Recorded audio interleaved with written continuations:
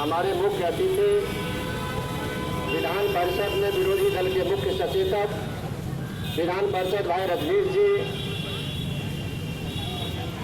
विधान पार्षद हरिनारायण बाबू, पूर्व जिला अध्यक्ष सुशील चौधरी जी, चंद्रकांत बाबू, भागनारायण बाबू, बालो बाबू, जयमंगल जी एवं समस्त भाजपा के प्रमुख नेतागण, सभी मंडल अध्यक्ष, सभी जुझारू हमारे कार्यकर्ता, युवा कार्यकर्ता बंधु, समस्तीपुर में स्थिति बहुत दयनीय लगता है कि जनता की कर्तव्य विमूढ़ हो गई है। उसे सूझ नहीं रहा है कि मैं क्या करूं, उस स्थिति में पहुंच गई है। पुलिस तो एकदम संवेदनहीन हो गई है, लगातार हत्याएं हो रही है और प्रशासन के कान पर भी नहीं रेंग रहा है।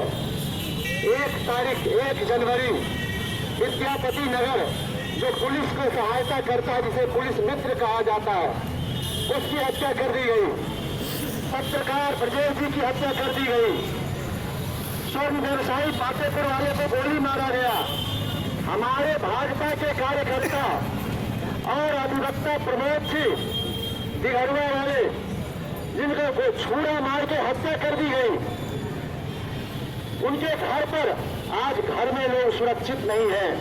व्यवसायी एक फूल हसन और उनके दोनों भाई साथ साथ जा रहे थे और मात्र 250 रुपया छीनने के क्रम में उनको गोली से घायल किया गया। इतनी हत्याएं हो रही है लगातार, प्रत्येक दिन 2 दिन गैप करके हत्याएं हो रही है और कभी तो 12 हत्याएं लगभग 31 तारीख तक में हुआ।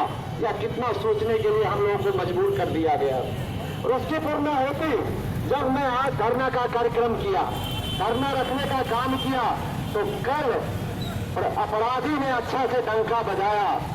एक दिन पहले अपहरण किया, दूसरे दिन उसने बलात्कार किया और उसके बाद हत्या किया।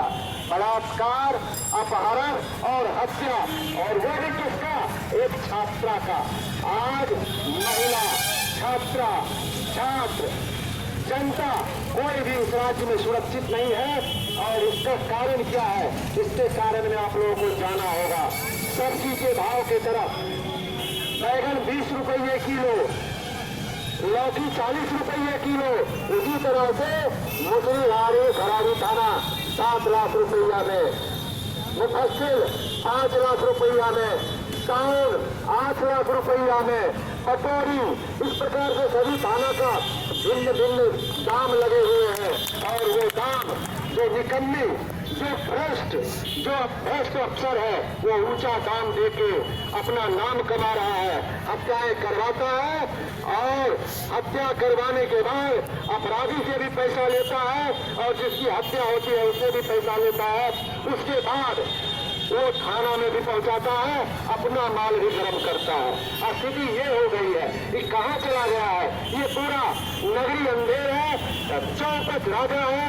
और जब तक यहाँ के पुलिस कप्तान को बदला नहीं जाएगा, यहाँ के डीएसपी को, चारों डीएसपी को बदला नहीं जाएगा, यहाँ चैन होने वाला नहीं है। आज में कल फिर सुनेंगे कि कल भी कुछ हो गया। हम लोग सब यह देखने के लिए मजबूर होते हैं, पेपर जब खोलते हैं तो देखना चाहते हैं कि कहीं हाल तो नहीं हो गया। कितना यह दुर्भाग्य की बात है। तो इसी काम के लिए हमने बिहार सरकार को सुशासन बाबू कहते, सुशासन बाबू को गद्दी पर बैठाया था इसी दिन को देखने के लिए। उनका तो विधायक, उनका जब विधायक एमपी वो स्वयं उनके अधीन नहीं है और उनके कार्यकर्ता कहते हैं कि पुलिस मेरी बात को मान रही है। इससे भी दुर्भाग्यपूर्ण बात और क्या हो सकता है।